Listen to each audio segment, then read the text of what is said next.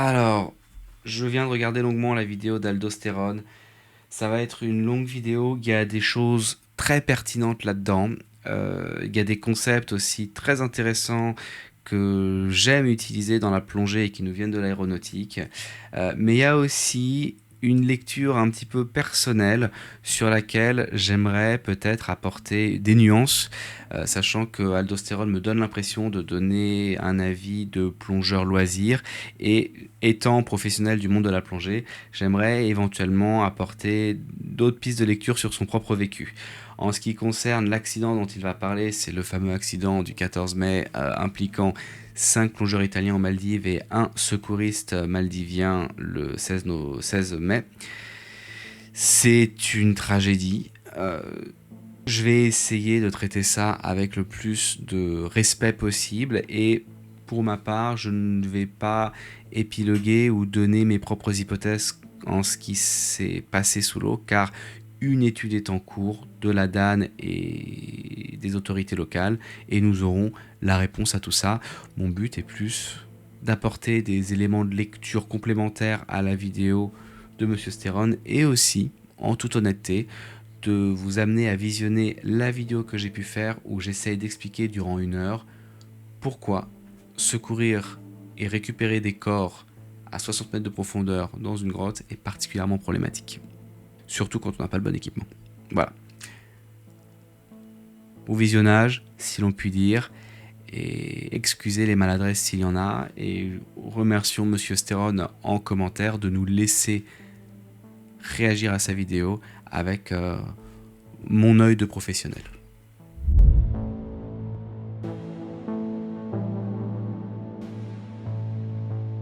Bonjour et bienvenue sur la chaîne d'Argonaut de Plongée, la chaîne qui parle plongée et vie marine. Alors, ceci va être une vidéo un peu longue, où je vais faire une réaction à la vidéo d'un créateur de contenu sur YouTube et aussi d'un ingénieur, Aldostérone, qui est une chaîne beaucoup plus grosse que la mienne, une communauté beaucoup plus grosse. Le but de cette vidéo n'est pas de faire un drama, mais plus d'apporter des pistes de lecture complémentaires à les expériences personnelles que Monsieur Stéron apporte pour étayer sa vidéo et éventuellement à apporter une autre lecture des faits qui ont pu être faits aux Maldives. Aldostérone a une perception de certains types de plongée et sa perception est différente avec mon expérience et je vais essayer d'identifier pourquoi. Et je pense qu'il y a vraiment quelque chose que l'on peut apprendre d'un point de vue pédagogique, nous en tant que formateurs, sur les ressentis qu'on peut avoir et parfois certaines choses qu'on fait pour faire plaisir à nos élèves qui peuvent être vues par nos élèves comme des trucs désagréables. Et on va voir ça ensemble. Et il y a surtout certains concepts aéronautiques que j'apprécie beaucoup et qui viennent notamment de la chaîne d'Aldostérone, qui à la base est une chaîne spécialisée dans l'analyse d'accidents d'avion. C'est comme ça que je l'ai découvert. Pour finir, soyez exemplaires les amis dans l'espace commentaire. C'est vous qui permettez à ce type de contenu d'être pertinent, de monter le niveau et donner envie à Monsieur Stéron de nous laisser faire cette vidéo et de ne pas forcément la marquer et potentiellement striker la chaîne parce que je ne sais pas dans quelle mesure Monsieur Stéron apprécie les retours d'expérience sur son contenu. Voilà. Et merci Monsieur Stéron de vous intéresser à la plongée. Ravi de savoir que vous êtes plongeur.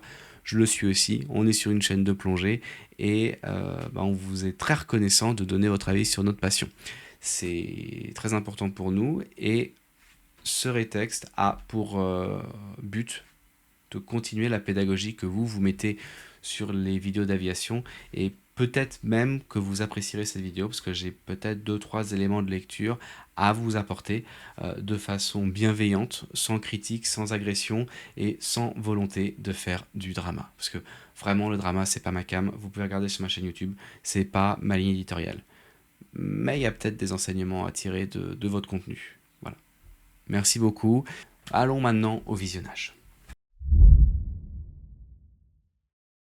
On va visionner ça ensemble. Donc, sa vidéo a été faite il y a 7 jours, soit le 20 mai. Donc, il y a forcément des inexactitudes concernant le déroulé des faits, parce que le 20 mai, tous les corps, je crois, n'avaient pas encore été récupérés. L'équipe finlandaise était encore en train de chercher. Donc, on n'a pas à lui tenir rigueur de l'évolution. Là, je tourne, moi, ma vidéo le 27 mai, c'est une semaine plus tard. Il y a des choses qui sont sorties entre-temps. Alors, Déjà, juste premier point sur cette image. euh, Ce qui me gêne tout simplement, c'est que je vous l'ai dit en introduction, la bouteille est montée à l'envers. Alors, le robinet normalement doit être mis du même côté que le gilet stabilisateur. Or là, bah, c'est pas le cas. En l'occurrence, si vous vous amusez à plonger avec le détendeur dans ce sens-là, bon bah, il y a deux voire trois énormes désavantages. Le premier, c'est que vous allez avoir vos flexibles qui vont être plus courts parce que bah, la tête est éloignée de votre propre tête, donc sera moins confortable en bouche et vous allez avoir plus de mal à monter votre équipement. Donc déjà, ça c'est une première erreur. Deuxièmement, vous allez vous retrouver avec les flexibles très exposés et bah, si justement on parle de plongée souterraine, bah, mécaniquement, si tu tapes là, tu vas tout de suite abîmer les flexibles. C'est vraiment pas du tout optimal.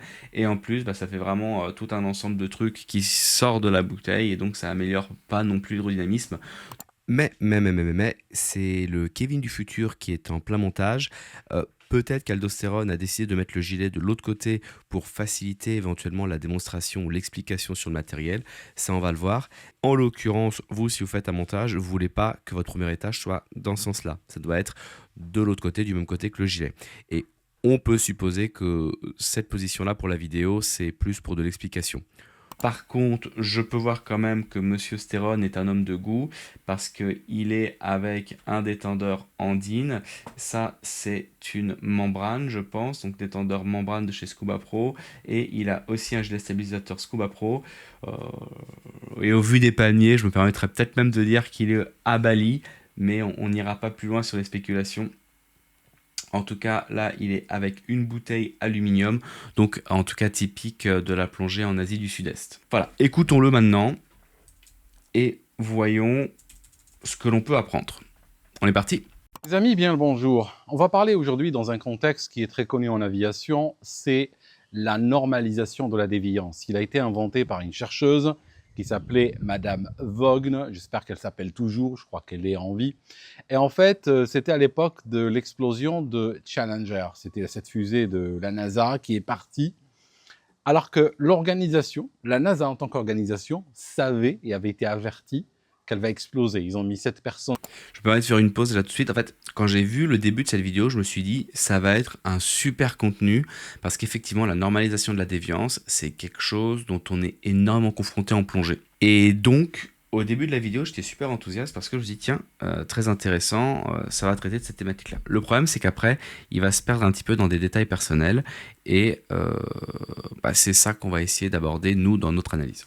Et la NASA a commencé à être donnée comme exemple type d'organisation dysfonctionnelle. Mais il ne faut pas seulement critiquer la NASA, c'est qu'on peut retrouver dans énormément de secteurs de pointe, on peut retrouver ça en aviation, on en parle régulièrement sur ce canal, en médecine, en plongée, comme on va en parler aujourd'hui. Donc, je disais, aux Maldives, il y a 5 personnes qui sont parties plonger dans des circonstances absolument atroces. Ça signifie, regardez, on a une colonne d'eau de 50 à 60 mètres de profondeur, et au fond de celle-ci, on a le début d'un système de grottes constitué de 3 chambres.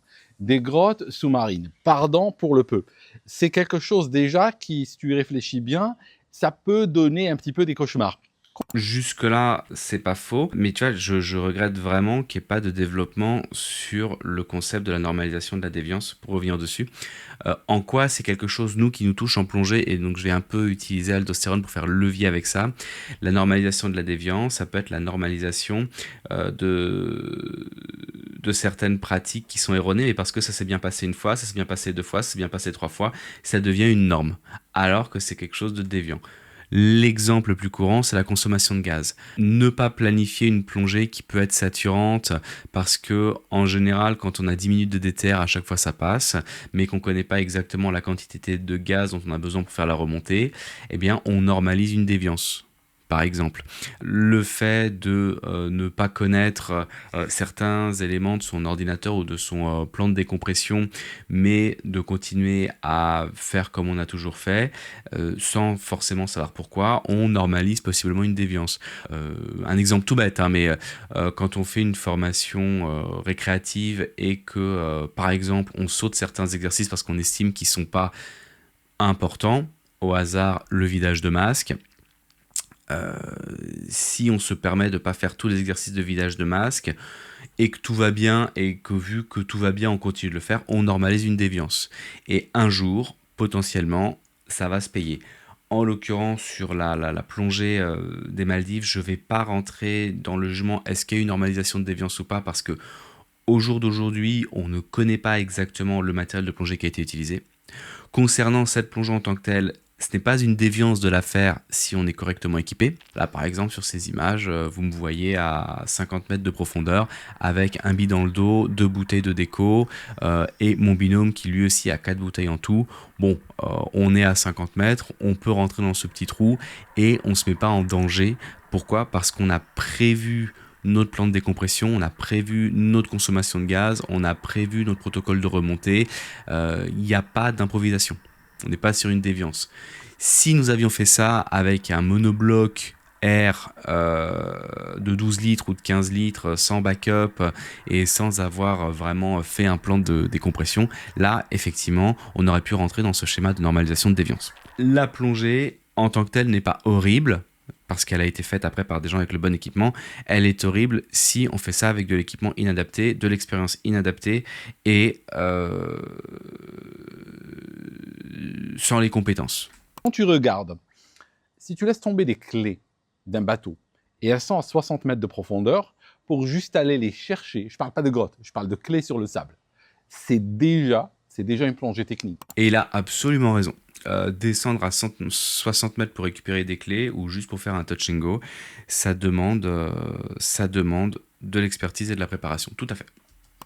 Là, aller à cette profondeur, puis une fois qu'on est là, rentrer dans un système de grotte, je pense que quelque part, il faut avoir envie d'en finir avec la vie. Alors, là, je suis pas du tout d'accord avec ce que dit Aldostérone. Tout est une question de formation, d'équipement et de préparation. Moi, par exemple, j'ai le projet de faire une plongée à 100 mètres de profondeur. Bon, bah, bien équipé, bien préparé, bien formé, ça n'est pas un suicide. J'ai pas envie d'en finir avec la vie. Je trouve que déjà, ce postulat-là, en entrée de vidéo, on est à 3 minutes, même pas 2 minutes. C'est assez violent et ça pose un contexte, une vision des plongeurs qui sont allés faire ça, qui est peut-être vraie, mais qui est aussi peut-être fausse. Parce qu'au jour d'aujourd'hui, on n'a pas toutes les informations. J'ai été aux Maldives il y a à peu près 2-3 ans de cela. Ce qui m'avait frappé, et j'ai plongé une seule fois. J'étais parti, tu vois, ce gilet, je l'ai pris avec moi, j'ai pris avec moi l'équipement, tout ça. J'ai plongé une seule fois alors qu'une valise entière était réservée à mon équipement. Pourquoi ? C'est parce que j'ai vu quelque chose, j'ai vu une attitude qui m'a semblé cow-boy, qui m'a semblé désinvolte à cet endroit, alors que je ne l'ai pas constaté ailleurs. Par exemple, en Turquie, j'ai plongé plusieurs fois avec des clubs certifiés par la fédération turque de plongée et tout ça. Franchement, j'ai été jusqu'à 45 mètres sur un navire au large d'Antalya et tout. Et sincèrement, jamais je n'ai senti de danger, de désorganisation. Alors, grosse pause. On ne peut jamais reprocher à quelqu'un qui ne sait pas de ne pas savoir. Donc, peut-être que je vais dire des erreurs. Et peut-être que lui est en train de dire des erreurs parce qu'il n'a pas toutes les informations. De ce que j'entends, je vois un truc hyper positif. Il a décidé de ne faire qu'une plongée parce qu'il ne le sentait pas au niveau des équipes. Et ça, c'est vraiment un enseignement qu'on peut tous tirer. De Monsieur Stérone, de moi-même. Si vous ne le sentez pas, écoutez-vous et ne plongez pas. Vous ne devez jamais avoir honte d'arrêter une plongée si vous avez un souci, si vous ne le sentez pas, de demander à remonter. Et vous ne devez jamais avoir honte de ne pas vouloir descendre, de ne pas vouloir plonger. Okay, c'est quelque chose que j'ai beaucoup répété, que je continuerai de répéter. Par contre, là, dans ce que j'entends, c'est un peu particulier parce que je ne sais pas si Aldostérone est un plongeur technique. Je ne vois pas dans son matériel des éléments qui me feraient penser que c'est un plongeur technique parce que son routage ici sur son détendeur semble à penser qu'il est en plongée récréative, donc avec un seul détendeur et non pas en dire do it right avec 2 détendeurs et donc 2 systèmes séparés. Il nous explique qu'il a trouvé la plongée aux Maldives cowboy, alors qu'aux Maldives, la plongée est limitée à 30 mètres pour des raisons de sécurité, 30 mètres de profondeur, et qu'il est allé à 45 mètres avec la plongée sur la fédération turque. À ma connaissance, il y a peu de fédérations au monde qui permettent de plonger au-delà de 40 mètres dans un contexte de plongée non technique. Nous avons la France, qui te permet d'un point de vue sportif d'aller à plus de 40 mètres, d'aller jusqu'à 60 mètres de profondeur maximum, et apparemment peut-être la fédération turque. Mais pour moi, à aller voir une épave à 45 mètres, on est déjà hors de la plongée standard. On est hors de la plongée récréative. Alors peut-être qu'il s'est senti très bien encadré, mais déjà il est hors de ce qui se fait dans la plongée récréative. Et s'il avait juste une bouteille dans son dos pour aller faire une épave à 45 mètres, bah, on peut même déjà commencer à parler de normalisation de la déviance. Ça n'est pas normal. Terratum, là je suis en train de monter la vidéo et je me rends compte que lors du visionnage, j'ai mal compris les propos de Monsieur Stéron. Il a dit qu'il était sur un navire pour faire des plongées à 45 mètres et non pas qu'il avait fait une plongée à 45 mètres sur un navire. Et moi j'avais compris qu'il avait fait une plongée sur une épave. Dans tous les cas, en théorie, dans le monde récréatif et dans la plupart des fédérations, on ne dépasse pas les 45 mètres et justement on va aller voir ce qu'il en est de la fédération turque. Lui, dans sa perception, parce qu'il y a eu un inconfort aux Maldives, c'était des cow-boys, mais parce qu'il s'est senti en sécurité en Turquie, c'était pas des cow-boys. Moi, dans ma perspective de professionnel, de ce que j'entends, être allé voir une épave à 45 mètres, c'est ça, un truc de cow-boy. Oui, mais c'est absolument pas un jugement contre Monsieur Stéron, hein, absolument pas. Je trouve intéressant la différence de perspective entre un plongeur qui fait de la plongée dans ses vacances et un aspect plus professionnel qui est le mien. Quelle est là? Il a dit 45 mètres, oui d'accord, j'ai demandé à ChatGPT. Alors, la fédération de plongée turque, c'est la TSSF. Là, en regardant avec la TSSF, donc Fédération turque des sports sous-marins, on va avoir la plongée loisir en autonome et en profond encadré, on va avoir 42 mètres avec un instructeur dans un cadre de cursus encadré. J'ai l'impression qu'il y a une différence par rapport à la plongée française, à savoir le plongeur 3 étoiles TSSF va avoir la plongée en autonomie, mais il sera limité apparemment à 30 mètres. Et la réglementation turque est historiquement assez stricte sur les profondeurs récréatives. 30 mètres est la limite standard pour les plongeurs loisirs certifiés. Là, on va aller voir. Hop. CEMAS 2 étoiles Diver Course TSSF et ils nous disent 30 mètres. Voilà, c'est un centre de plongée turc qui est sur la fédération turque et ça peut aller jusqu'à 42 mètres encadré. Donc peut-être que, on est déjà dans la normalisation de la déviance. Je connais pas la TSSF, je découvre ça en même temps que vous. Vous pourrez me reprendre en commentaire, mais je trouve que c'est déjà un point dont on a à tirer des enseignements. J'arrive pour plonger, donc la température extérieure est de 30 degrés, tu sais, sous les tropiques, tu peux vérifier aujourd'hui, là où les Maldives se trouvent, la température quand il fait froid c'est 29, quand il fait chaud c'est 31, ça dure comme ça depuis que le premier homme a marché sur Terre. Donc, je mets ma tenue néoprène, il faut une tenue néoprène parce qu'à la surface l'eau est agréable et chaude et tout, mais après tu as des thermiques et ça refroidit d'un coup, c'est comme dans l'océan. Alors, je mets ma tenue, ceinture de plomb, les palmes, le masque, la totale, ok. Après, il faut marcher. Alors, déjà, là, j'ai un problème de la façon dont il raconte son histoire. Tu vas pas mettre tout ton équipement sur le dos, et les palmes, et les plombs, et marcher. Généralement, on a une caisse, en règle générale. L'équipement est sur le bateau, on amène son équipement petit à petit sur le bateau, on va gréer l'équipement sur le bateau pour justement ne pas crever de chaud et marcher tout le ponton avec tout le matériel, quoi. Donc, je me retrouve par 30 degrés, sous une tenue, en train de marcher. Je sais pas la distance, c'est peut-être 500, 600, 700 mètres, mais je peux te dire, avec l'équipement, c'est énorme. Heureusement, il y a quelqu'un qui a pris dans un chariot les bouteilles, et il a été les placer au bout du quai. Donc, j'arrive au bout du quai. Alors, généralement, quand il y a un chariot, vous pouvez aussi en profiter pour mettre vos palmes et vos plombs dans le chariot. Comme ça, vous avez juste éventuellement le gilet, mais généralement, le gilet est aussi accroché sur la bouteille. Donc, vous n'avez qu'à marcher qu'avec vos palmes dans la main et la combinaison. Et 700 mètres, la combinaison t'enlève le haut à la rigueur, mais bon, je comprends que ça puisse être inconfortable. J'arrive au bout du quai, je suis déjà en sueur sous la tenue. Ok. Après, je cherche un escalier ou autre pour descendre, ils disent non, il va falloir sauter dans l'eau. Alors sauter d'un quai qui a 3 mètres. Alors, je te dis un truc. J'ai fait ça quelques fois dans ma vie, mais c'est pas vraiment quelque chose que j'apprécie. Je t'explique comment ça marche. Alors, je vais faire une pause quand même. On va écouter la suite. C'est le moment qui m'a le plus choqué, moi, dans son aventure. 3 mètres. Alors, je vais pas vous faire le même d'OSS 117, mais c'est beaucoup 3 mètres. Moi, en tant que professionnel, le plus haut que j'ai sauté, ça a dû être 2,50 m. Et c'était sur un bateau et c'était pas dans un cadre de plongée récréative, c'était pour de la recherche archéo. Et encore, on le faisait rarement parce que ça faisait mal au tympan. Donc, effectivement, si on te fait sauter d'un ponton de 3 mètres pour aller dans l'eau, ouais, c'est surprenant. C'est vraiment surprenant. Surtout que je ne sais pas s'il y a des forts courants, des fortes marées aux Maldives, au point de faire des marnages de plusieurs mètres. Donc 3 mètres sur un ponton, ça me semble surprenant. Que lui ait ressenti 3 mètres, je peux comprendre, mais ça m'étonnerait quand même 3 mètres. Parce qu'un ponton de 3 mètres, ça veut dire quoi? Ça veut dire que les bateaux doivent aussi avoir une coque qui va être à 3 mètres du tirant d'eau pour pouvoir être déchargé sur le ponton. Enfin, j'ai bossé dans des endroits où on avait ce type de conditions, notamment aux Caraïbes, avec des pontons assez hauts. Bon, bah, on avait une petite échelle, on avait un petit escalier et on n'a jamais sauté du haut du ponton. Peut-être qu'effectivement, c'est pas son cas, mais vu qu'il dit que ça lui est arrivé plusieurs fois, ça me surprend. Ça me surprend et peut-être qu'il y a une perception différente. Mais peut-être que c'est vrai. Tu prends tu es complètement équipé, tu vois, avec ton équipement. Tu as la bouteille sur le dos. Tu vides le gilet. Il y a un gilet là qui est attaché à la bouteille.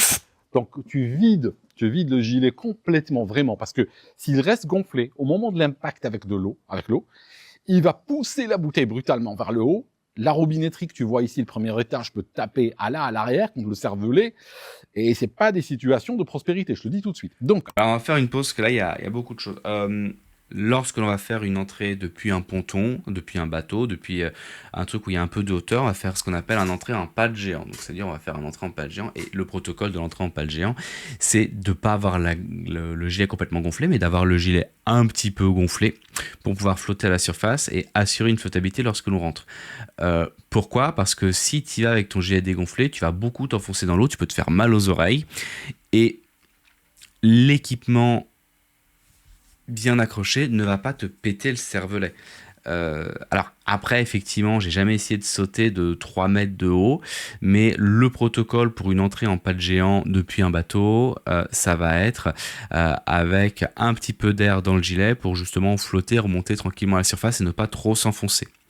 Ensuite, peut-être que c'est pour ça qu'il met son détendeur à l'envers, parce qu'il a peur de se péter le cervelet. Je comprends, et je me demande même si c'est pas quelque chose qu'on lui a dit une fois et qu'il a gardé ça comme élément central. Moi, j'ai plus de 2000 plongées avec des clients. Ce n'est pas un point de stress. Par contre, le fait de plonger avec le gilet complètement vide, ça, c'est un point qui peut vite être problématique. Alors, c'est quelque chose qu'on fait dans des contextes très particuliers, à savoir des zones de courant ou des zones avec des requins longimanus en Égypte, où on va vouloir descendre très vite et on ne va pas vouloir rester à la surface. Et donc, on fait ce qu'on appelle une entrée négative, mais ça n'a rien à voir avec la bouteille qui vient nous péter le cervelet. Ça a à voir avec le fait que dès qu'on va toucher l'eau, on veut descendre pour pouvoir atteindre un objectif particulier, pour ne pas dériver trop fort ou pour ne pas être embêté par potentiellement des requins longimanus qui pourraient être un peu trop curieux. En théorie, c'est pas quelque chose que tu vas faire dans un cadre d'un ponton, parce que ouais, tu vas descendre d'un grand coup, tu peux te faire mal aux oreilles, vraiment, si tu descends trop vite. Mais peut-être que j'ai tort, et c'est sûrement pour cette raison-là qu'il a fait qu'une seule plongée aux Maldives, mais c'est dommage pour le coup de réduire tous les Maldives à ça, parce que sur n'importe quel bateau de croisière, t'as un ponton à l'arrière, quoi.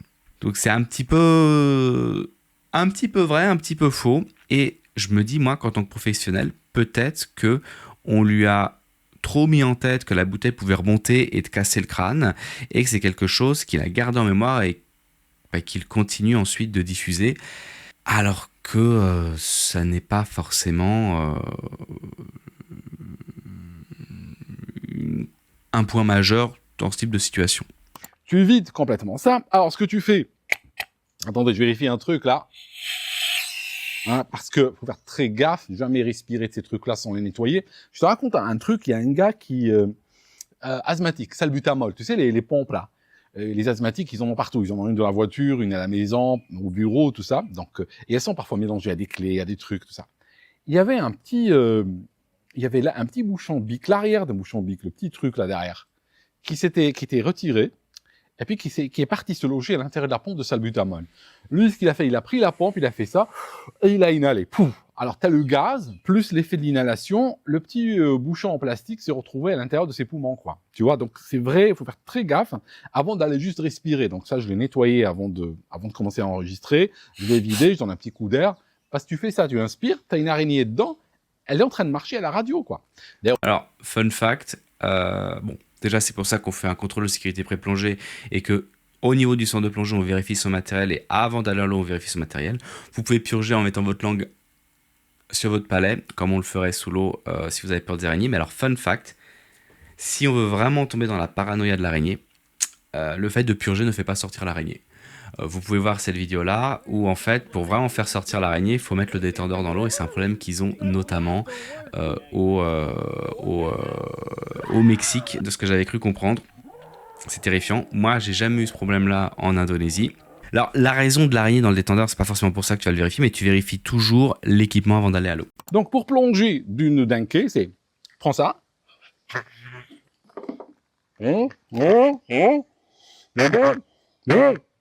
En fait, ce que tu dois faire, Ce que tu dois faire, c'est main gauche sur la ceinture, main droite qui va tenir le détendeur et le masque. On va mettre un petit peu, pas complètement, un petit peu de gaz dans le gilet pour effectivement pas avoir le gros effet plouf.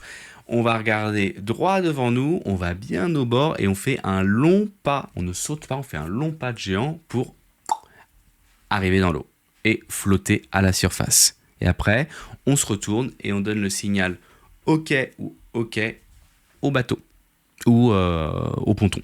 Tu dois sauter en tenant ça et en tenant ton masque. Tu dois vraiment les tenir avec toute ta force et tu sautes. Parce que si tu hésites dans la manière de les tenir, une fois que l'eau tape, elle va t'arracher. Elle va t'arracher ça, le deuxième étage de ta bouche, elle va te l'arracher, elle va t'arracher le masque. Et après, bon, tu as le gilet dégonflé comme on a dit, tu as une ceinture de plomb, tu vas couler à pic, hein, tu vas couler à pic, bon. Donc ça va. Donc c'est pour ça qu'on rentre dans l'eau avec un petit peu de gaz dans le gilet pour flotter à la surface.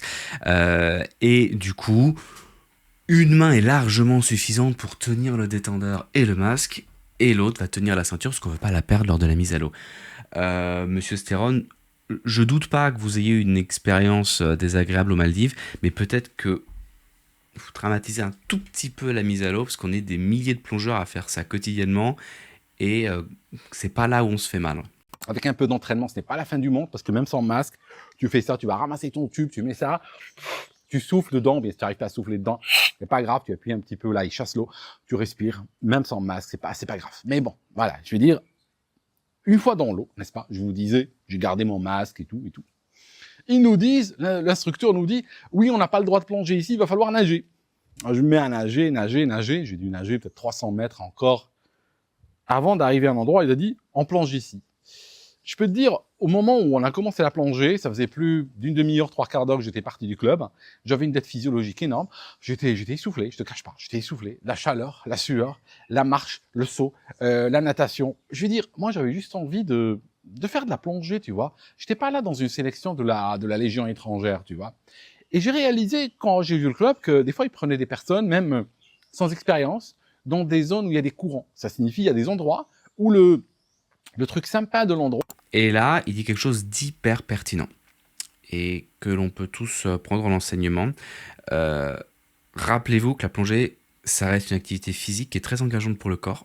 Alors, peu de gens le savent, mais au-delà même de l'aspect faire du sport palmé, le simple fait d'être plongé dans l'eau, d'être plongé dans un liquide, a un effet sur votre organisme et va stresser votre cœur. Et c'est pour ça qu'à partir d'un certain âge, on a beaucoup d'incidents d'arrêt cardiaque, comme en France. Et la sensation qu'a vécue Monsieur Stéron est tout à fait compréhensible. Je l'ai vu souvent sur le terrain. Et il ne faut pas hésiter à faire une pause, à respirer. Et avant la plongée, d'une façon générale, si vous plongez régulièrement, vous devez être capable d'entretenir un minimum d'activité physique et sportive pour avoir quand même le cœur, la pompe qui permet d'envoyer la sauce.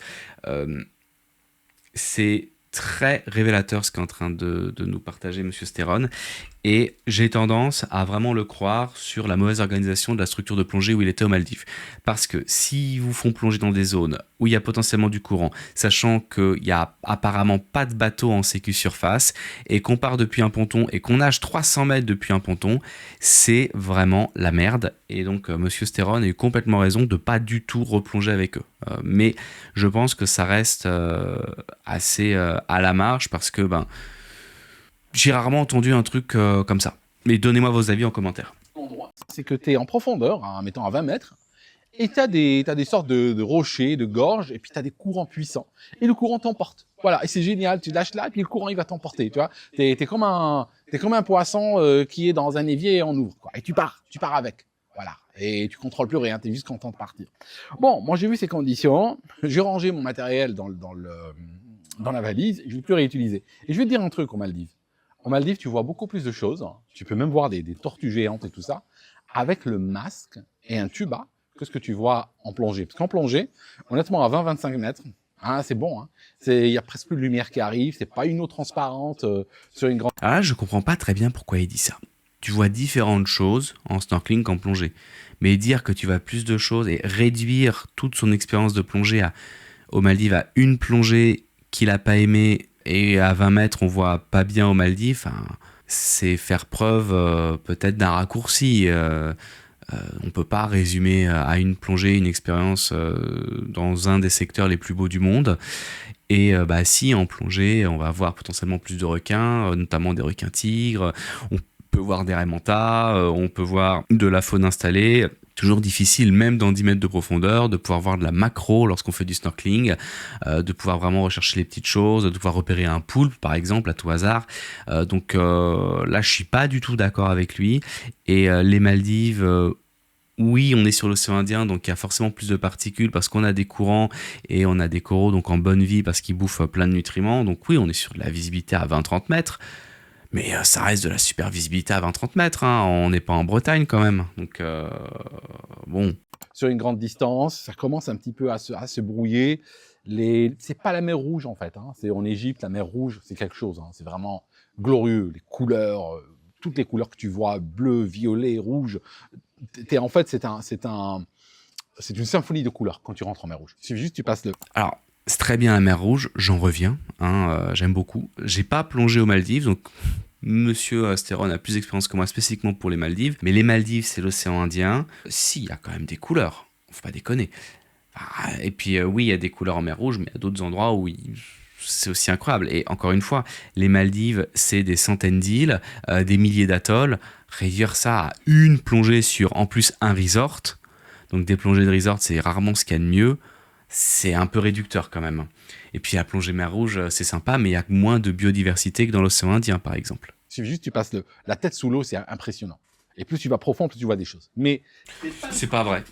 Pas vrai. Plus tu vas profond en Égypte, tu vois pas forcément des choses. Ce n'est pas le cas des Maldives. Les Maldives, c'est bien pour nager à la surface, des plages blanches, sable blanc, sable fin, tout ça. J'y reviendrai sans souci, mais je prendrai pas mon équipement de plongée si je reviens. En tout cas.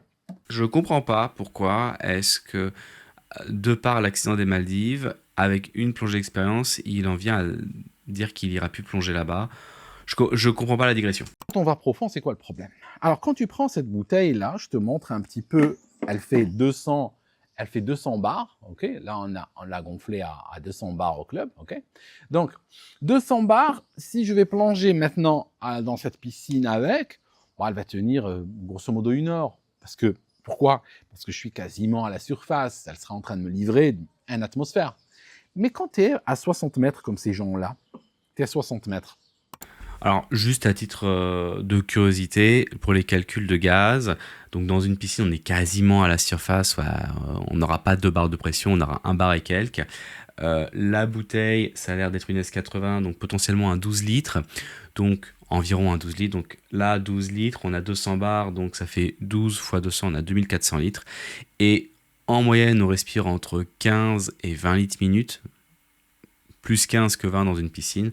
Donc normalement avec ce système-là, vous avez quasiment 120 minutes à la surface et une bonne centaine de minutes dans une piscine. Donc on est très large.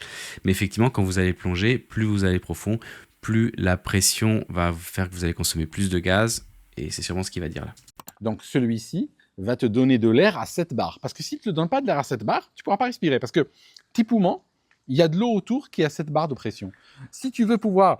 Comment ça fonctionne? On a 200 bars de pression dans la bouteille qui vont passer ici. Donc on a la haute pression qui passe dans le détendeur qui va détendre le gaz. Le gaz est tendu, le gaz est comprimé, va être détendu dans ce premier étage qui va transformer la haute pression en pression intermédiaire.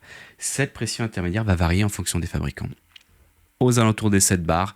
Ça peut monter jusqu'à 10 bars pour certains détendeurs techniques pour justement aller plus profond.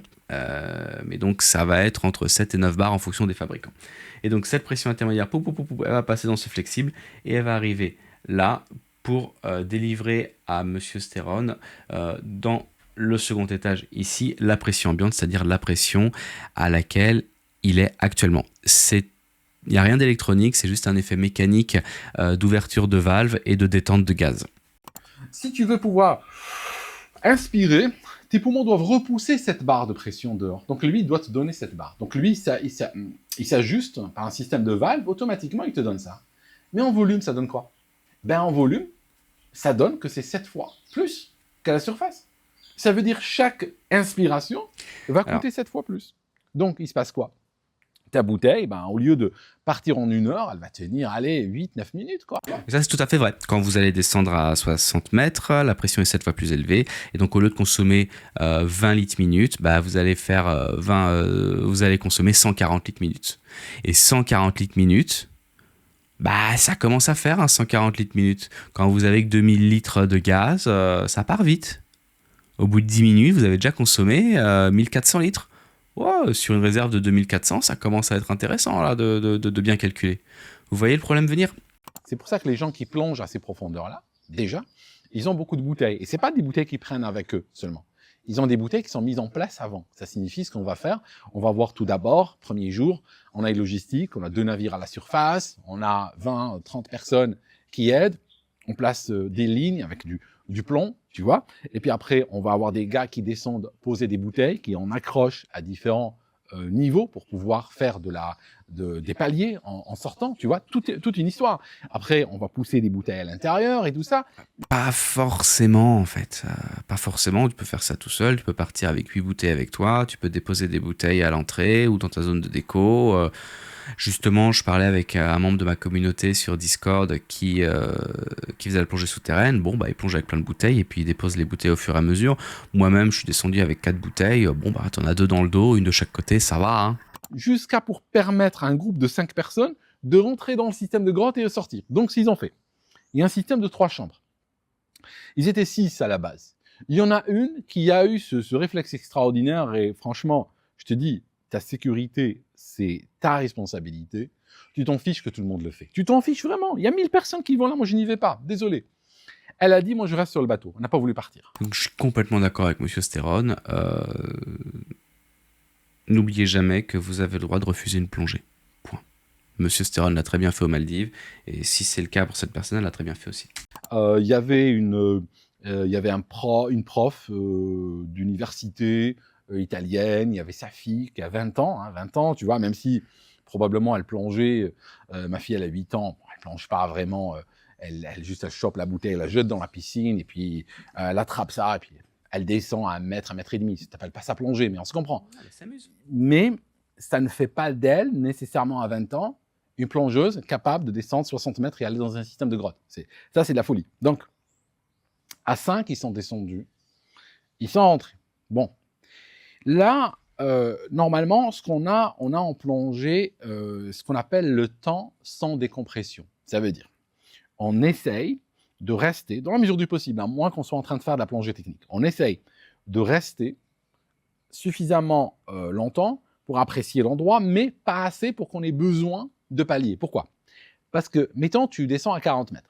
40 mètres, grosso modo, tu as, selon les tables, je crois de l'US Navy ou d'autres, il y a beaucoup de tables, il y a beaucoup de standards dans le monde, mais grosso modo, ça va te donner dans les 8 minutes, en profondeur, grosso modo. C'est tout à fait vrai. Là, ce qu'il dit, c'est tout à fait vrai. Et je pense que c'est un bon plongeur récréatif qui connaît bien la théorie. Et d'ailleurs, ça fait écho avec ce qu'il fait en aviation. C'est tout à fait vrai. Si je me souviens bien de mémoire, l'étape PADI, c'est 9 minutes, 9 ou 8 minutes à 40 mètres. Et après, tu remontes. C'est le décollage. Sachant que c'est à la limite de nos décos et que tu vas jamais sur les dernières minutes, parce qu'on garde toujours du gras de 3 à 4 minutes. Donc, en réalité, 40 mètres, si j'emmène des clients et qu'on a juste une bouteille dans le dos, c'est 3 à 4 minutes au fond, quoi. Si tu restes 8 minutes à 40 mètres, techniquement, tu es en mesure de remonter sans avoir besoin de palier. Tu peux toujours faire par acquis de conscience, mais tu n'as pas besoin d'en faire. Au-delà de ce temps-là, Ça reste recommandé. Je crois même que sur les tables PADI, je vais vous mettre une image, la plongée à 40 mètres rentre dans l'endroit où le palier de décompression devient obligatoire, mais c'est un palier de sécurité de 3 minutes à 5 mètres. Et je ne saurais que trop vous inviter à en faire dès que vous faites des plongées au-delà de 15 mètres, ça vous fera pas de mal. les paliers deviennent obligatoires. Alors ça donne quoi? Quand un palier devient obligatoire, virtuellement, c'est comme s'il y avait un couvercle au-dessus de toi. C'est comme si on va t'enfermer. C'est parce que la surface n'est plus accessible. Tout à fait. On évite les paliers parce que les paliers créent une barrière physiologique entre toi et la surface. Si tu sors sans les respecter, tu peux mourir, comme ce qui s'est passé avec ce secouriste qui est parti. Il est resté en profondeur. Après, il est remonté. Semble-t-il, plus tard, on a réalisé qu'il n'était pas spécialisé dans la plongée profonde. Et puis, en sortant, il s'est retrouvé mal. Ils l'ont emmené à l'hôpital où il est décédé. Ils ont là-bas, partout aux Maldives, des chambres de compression, parce qu'on fait en général pour sauver la personne, on la met dans une sorte de gros tube en métal. Justement, aux Maldives, c'est peut-être pas comme en Égypte, il n'y a pas des chambres partout. Et le site de plongée où il y a eu l'intervention était à 100 km de l'île de Malé, donc il a fallu emmener le plongeur en urgence à l'île de Malé. Comment il a été emmené, par hélicoptère ou par bateau, je sais pas. Et j'espère que c'est par hélicoptère, mais s'il a été emmené par hélicoptère, l'hélicoptère devait voler bas pour ne pas aggraver l'état. Et oui, il est mort à l'hôpital. Dans ce type de situation, on peut amener des chambres de décompression mobiles. Des choses qui existent. Tube en métal, on enferme, on augmente la pression à l'intérieur pour redissoudre l'azote qui est en bulle dans son corps. Et ce qu'on va faire après, on va baisser la pression gentiment pour évacuer cet azote progressivement. Donc on va simuler les paliers qu'il a ratés. Mais sauf que des fois, c'est trop tard. Quand tu as des bulles qui sont dans le cerveau, tu as le sang qui commence à s'émulsifier avec les gaz à l'intérieur et tout, c'est fini. Tu ne peux plus récupérer la personne souvent. Donc, une fois qu'on essaye d'éviter les paliers, parce que justement, ça va créer une frontière, tu vois, entre toi et la surface. Dans leur cas, il y avait deux frontières. Il y avait la frontière du palier et la frontière parce qu'ils sont dans une grotte. Et je te dis un truc, à 50 mètres, le temps va descendre vers les 5-4 minutes, tu vois. À 60 mètres, ce temps n'existe quasiment pas. À 60 mètres, grosso modo, tu as une minute ou deux, et au bout d'une minute ou deux, tu commences à avoir besoin de paliers, et attention, ces paliers augmentent très vite. Plus vite que tu as plongé, plus vite que tu as le temps de plonger. Ça signifie, tu peux rester potentiellement, je n'ai pas le chiffre en tête, mais tu peux rester, je sais pas moi, tu restes, on va dire, 20 minutes au fond, à 60 mètres, pour sortir, il y aura probablement plusieurs heures de décompression à plusieurs niveaux dont tu as besoin. Or, il ne semblerait pas qu'ils avaient l'équipement, qu'ils avaient la logistique en place. Après, ils rentrent dans les grottes. Dans les grottes, il y a plusieurs problèmes. La lumière n'arrive pas. Mais de toute façon, même dans les Maldives, je te dis, il ne faut pas croire que c'est des eaux transparentes jusqu'à 60 mètres. Tu me diras, j'ai plongé qu'une seule fois en un seul endroit, mais en général, les plongées dans les Maldives, ce n'est pas ces eaux qui sont transparentes sur des... C'est une grosse généralité, hein. Je suis allé à 60 mètres en Égypte, oui, c'est transparent, mais je suis allé à 60 mètres aussi en Indonésie, c'était transparent aussi. Hein. Sur des dizaines de mètres. À 60 mètres déjà, tu n'as plus de lumière qui arrive. En plus, tu vas dans les grottes, donc raison de plus d'avoir moins de lumière. Alors, tu as besoin de phares, etc. Tu as besoin de lumière portative. Maintenant, si ça vous intéresse, j'ai fait une longue vidéo où justement je parle de l'équipement nécessaire pour la plongée souterraine dans ce type de conditions. Pour la plongée souterraine, on va avoir une redondance absolue de tout l'équipement et évidemment de l'équipement lumière. Pour l'instant, pour toute cette partie-là, Monsieur Stéron dit des choses factuellement vraies, même si sur la plongée, même si on ignore quel était l'équipement de ces plongeurs-là en l'occurrence. Donc là, on est sur du spéculatif. Le problème, c'est que généralement, ceux qui font ce genre de plongée utilisent un fil d'Ariane. Ça signifie qu'ils vont prendre une corde pour savoir où est la sortie. Sauf que il semblerait qu'ils n'aient pas utilisé un tel système. Ils se sont dit, bon c'est facile, l'entrée est là, on nage, au fond, il y a une autre entrée, on passe dessous, on sort.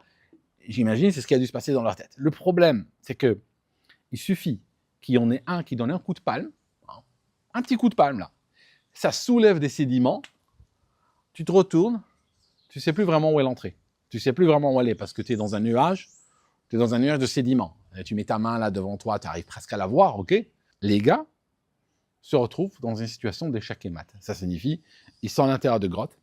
Et j'ai plongé une fois dans une grotte. Et c'est une grotte sous l'eau. C'est pas une grotte très profonde. Elle faisait, je crois, 5-6 mètres et il y avait une salle. Comment te dire? J'étais content de sortir. Parce que tu es dans un tube, Tu es en train de palmer lentement, tu as des pierres au-dessus de toi.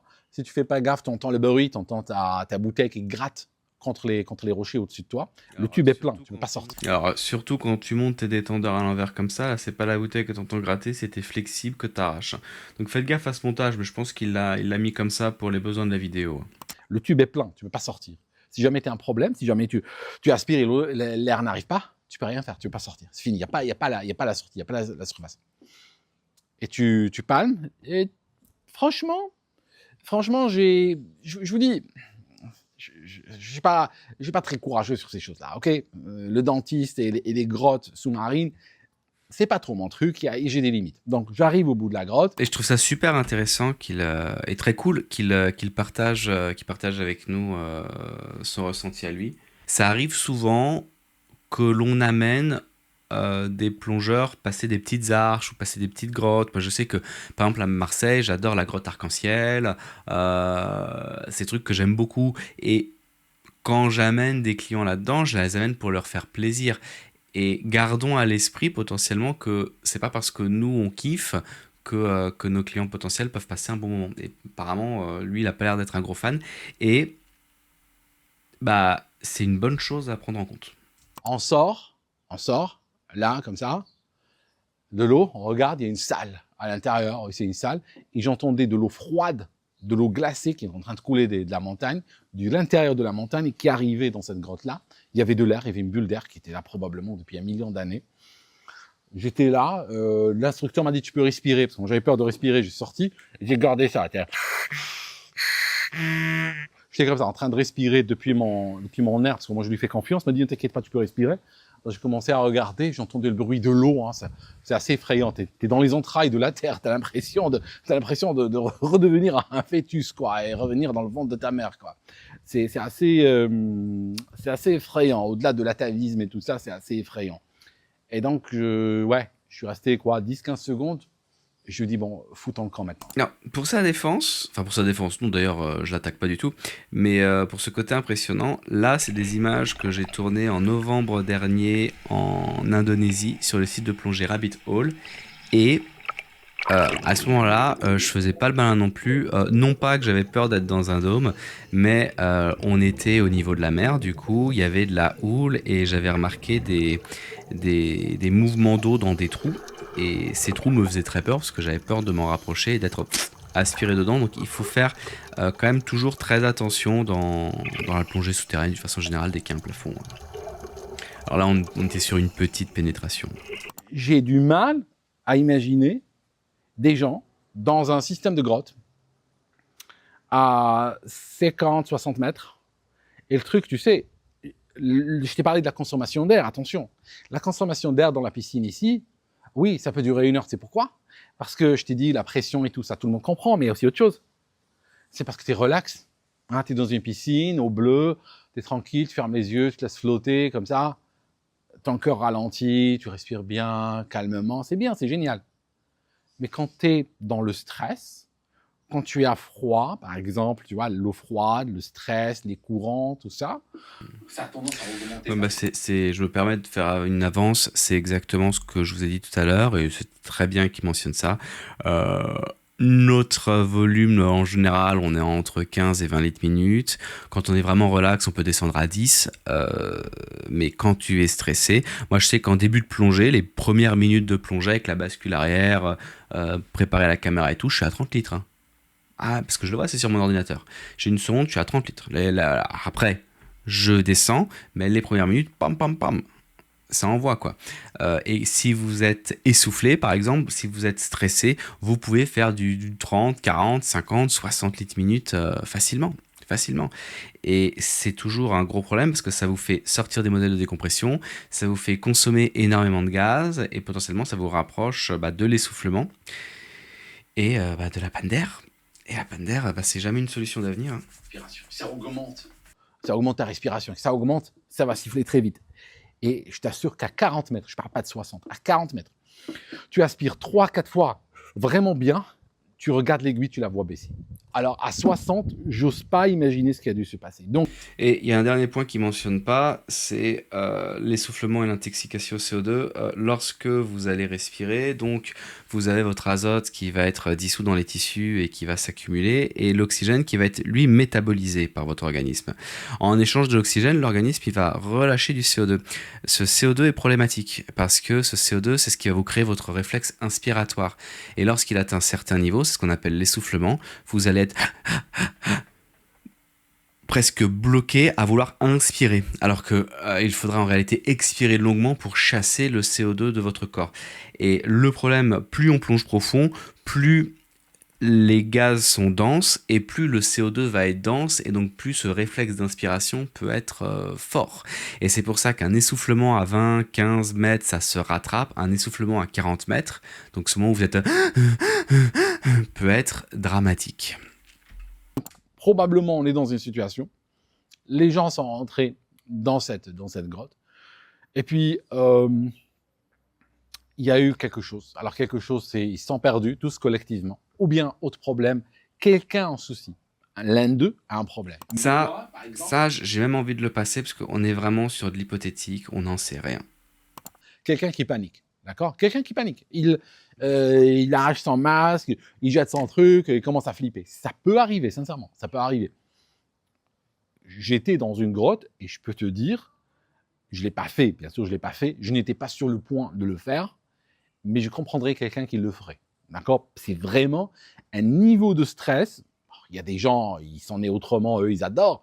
Mais je t'assure que le niveau d'oppression qu'il y a sur toi, tu dois faire confiance au système. Hein. Vraiment, s'il y a un cas, une situation où tu dois faire confiance au plan, c'est bien ça. Donc, tu es là, sous l'eau, tu fais confiance au système. C'est pour ça que sous grotte, on fait confiance au système, mais on aime bien en avoir deux des systèmes. Là, sur les images que vous voyez, j'ai un système DIR. Donc, je suis sous une grotte et j'ai deux bouteilles avec un isolateur au milieu. Si j'ai un de mes systèmes qui pète, je peux isoler la partie qui a pété et respirer sur l'autre bouteille avec un autre détendeur. Donc il faudrait que j'ai les deux systèmes qui pètent et quand même les deux systèmes pèteraient, j'ai aussi le gaz de mon binôme qui m'atteint. Là un autre exemple, on est à plus de 40 mètres de profondeur, on doit être à 50 mètres de profondeur. J'ai deux bouteilles dans le dos avec un isolateur, donc pareil je peux isoler et j'ai une bouteille de chaque côté, donc j'ai un gaz 50% que je peux utiliser à partir de 20 mètres et j'ai un gaz en 30% je crois que je peux utiliser à partir de 40 mètres. Donc étant donné que j'étais à une cinquantaine de mètres, quand même j'aurais mes deux bouteilles qui me pèteraient dans le dos, je peux remonter à 40 mètres et passer sur mon premier gaz de déco. C'est pour ça que oui, on fait confiance au système, mais si vous voulez faire de la plongée technique, de la plongée sous grotte, il faut se former et il faut avoir le matériel. Et le matériel vous permet de ne pas vous fier à un détendeur, mais de moins à deux. Et votre formation vous permet de suivre, de placer une ligne et d'être capable d'isoler votre bouteille sans avoir une consommation explosive et de ne pas paniquer. La plongée souterraine est vraiment quelque chose qui demande de la formation vraiment spécifique pour ne pas amener les gens à faire de la panique. Mais je trouve que ce que dit Monsieur Stéron est super intéressant dans le fait que ça arrive régulièrement, et c'est pas la première fois que je l'entends. Ça arrive régulièrement d'avoir des plongeurs qui se font peur alors que le guide voulait leur faire plaisir en leur faisant passer une petite arche. Je crois que c'était arrivé à une amie apnéiste qui avait fait de la plongée, et vu qu'elle avait une certaine aisance dans l'eau, on l'a amenée à faire des plongées qu'on pensait être, pas moi, mais son guide l'avait amenée à faire des plongées qui pensaient lui faire plaisir, et en fait ça lui a pas fait plaisir du tout, et elle a arrêté de plonger pendant un moment. Donc pensez-y, là je parle aux professionnels. Juste là, en train de respirer en se disant que ça va finir un jour, quoi. Donc, la panique, comme j'ai dit, le coup de sédiment, le coup de palme sur le compagnon. Alors, on s'entraîne tous en plongée. Effectivement, si quelqu'un, ça m'est arrivé, hein, moi, ma propre fille, pam, elle m'a donné un coup avec ses palmes, des petites palmes roses. Un coup, mon masque est parti. C'est pas la fin du monde. On était dans une piscine. Dans une piscine, on t'arrache le masque, c'est pas la fin du monde. Tu continues à respirer. Mais alors, attention. On a fait ça, je me suis entraîné à faire ça à 20 mètres. Ça va encore. Mais à 60 mètres, dans une grotte, s'il y a quelqu'un qui t'arrache le masque, je sais pas, il y a des gens qui peuvent s'en sortir de situations pareilles. Alors, à nouveau, là, c'est le Kevin du montage qui a envie de rajouter un petit élément. Je trouve que ce point-là est un petit peu exagéré ou dramatisant.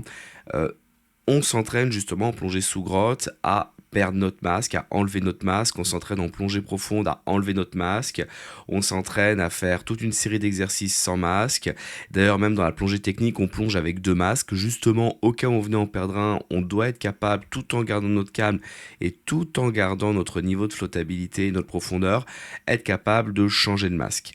Donc ce sont des points de formation qui peuvent être peut-être impressionnants lorsqu'on n'est pas dedans, mais qui n'ont finalement rien d'exceptionnel lorsque l'on pratique ça régulièrement.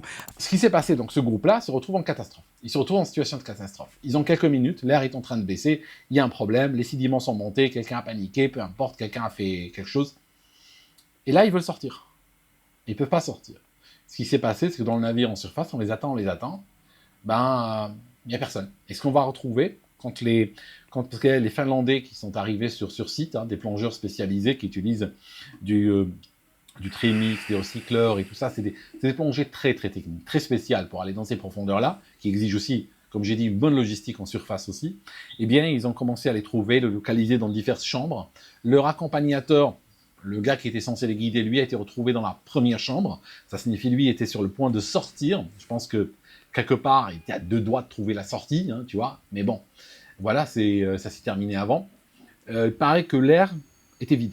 Ça signifie quand on a regardé les bouteilles, quand on a regardé les manomètres. Cette information n'a pas encore été confirmée que l'air était vide et il y a une investigation en cours. Bon, après, c'est fort probable, hein, mais là, on est sur de l'hypothétique, selon moi, parce que moi, j'ai suivi les rapports de la DAN, et notamment du plongeur responsable de l'équipe de 3 qui a ouvert l'hypothèse d'un groupe de plongeurs qui s'est perdu dans une galerie en ayant soulevé des sédiments. C'est son hypothèse.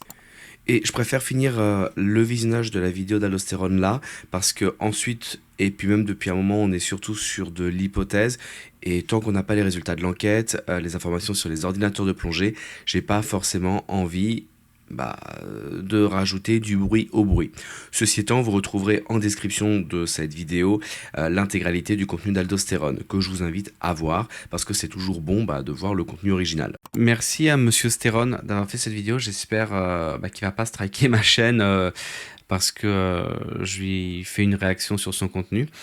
J'ai fait quelques critiques, mais sur le fond, ce qu'il dit reste intéressant et j'aime beaucoup sa perspective qui n'est pas forcément, et je dis pas ça de façon condescendante, on a différentes perceptions quand on est professionnel et quand on est plongeur loisir et c'est absolument pas un jugement de valeur. Au contraire, le fait que lui n'apprécie pas une plongée souterraine, là où moi c'est quelque chose où je vais me régaler, ça m'amène, moi, en empathie, à me poser des questions lorsque j'ai des élèves, à m'assurer qu'ils aient vraiment envie de faire telle ou telle chose.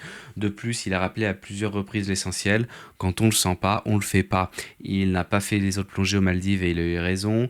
On est responsable au bout d'un moment de notre propre sécurité.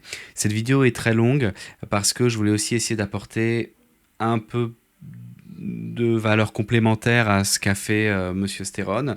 J'en profite aussi pour vous dire d'aller jeter un coup d'œil à sa chaîne YouTube d'aviation qui est très pertinente et je pense que la plongée a beaucoup à apprendre du monde de l'aviation, du monde du rétex, du retour d'expérience, du foredeck, du WAD, du WATIF. C'est quelque chose que l'on commence à utiliser dans la plongée technique et on gagnera à l'exploiter de plus en plus. Le regret que j'ai moi en tant que follower de Monsieur Stérone, c'est qu'il s'est concentré en fait sur ses propres expériences avec peut-être avec des guillemets parce que peut-être que je dis aussi des choses erronées, mais peut-être quelques biais ou quelques éléments qui ont été assimilés mais peut-être surassimilé, notamment cette entrée de se péter le cervelas avec la bouteille, ça me semble un petit peu excessif, mais le fait qu'il ait gardé ça comme information, ça amène à réfléchir sur moi, la façon dont je peux donner un cours, donc déjà merci pour ça. Mais ce que je regrette dans sa vidéo, c'est qu'il n'a pas forcément développé cet aspect aéronautique de la normalisation de la déviance, et même cette normalisation de la déviance que j'avais même l'impression de retrouver lui dans ses propres plongées qu'il a fait en Turquie, 45 mètres dans une épave, c'est pas top. Merci pour ce contenu, merci d'avoir regardé cette vidéo jusqu'au bout. Ça fait 2 grosses vidéos, j'espère que ça vous aidera. J'espère que ce sera utile pour des plongeurs. Et s'il y a une dernière conclusion, je vous l'ai dit, ne forcez pas une plongée. Si vous ne le sentez pas, vous avez le droit d'arrêter une plongée, de demander à remonter. Et si vous voulez faire des plongées engagées au-delà de 30 mètres, eh bien formez-vous avec les bonnes personnes et mettez en place des plans de plongée. Plan your dive, dive your plan. Planifiez votre plongée, plongez votre planif. Voilà. Merci beaucoup et merci à Monsieur Stéron. Je retourne faire du montage et bonne plongée à vous. On se revoit dans le bleu. Ciao.